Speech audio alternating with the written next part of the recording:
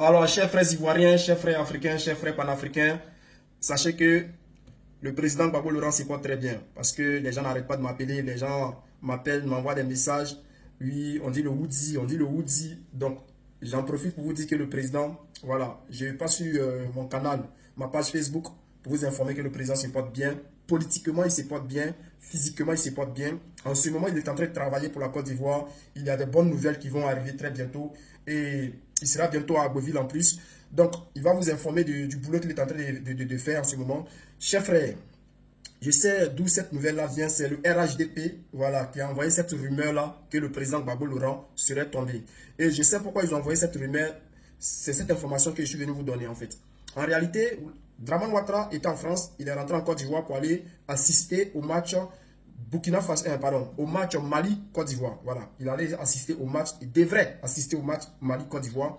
Parce que pour lui, s'il assistait au match Mali-Côte d'Ivoire, il allait gagner. Et les gens allaient crier son nom, Ado, Ado, ils allaient faire du n'importe quoi.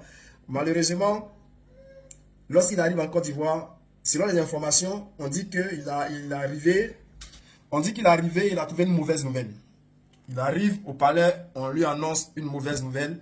Voilà, et lorsque il a reçu la nouvelle, on dit qu'il a eu un malaise. Il a eu un malaise, il serait tombé, un truc comme ça. Donc, les gens là-bas, au sein du RHDP, ils ont dit non, qu'il y avait une mauvaise nouvelle. Donc, là-bas, la mauvaise nouvelle a commencé à circuler. Donc, ils allaient dire que non, ils allaient attendre après la CAN pour informer les gens de la mauvaise nouvelle. Voilà. Malheureusement, il y a eu fuite en avant. Il y a eu fuite en fait. Il y a eu fuite au sein du RHDP même. Il y a eu fuite. C'est-à-dire dans le cercle restreint d'Ado, il y a eu fuite.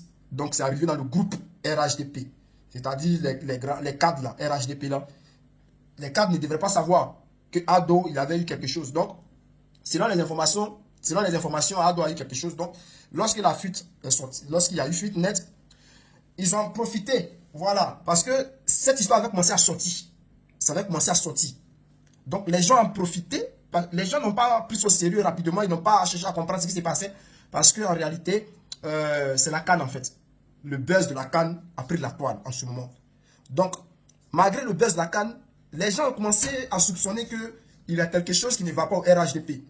Ils ont commencé à soupçonner qu'il y avait quelque chose qui n'allait pas au RHDP.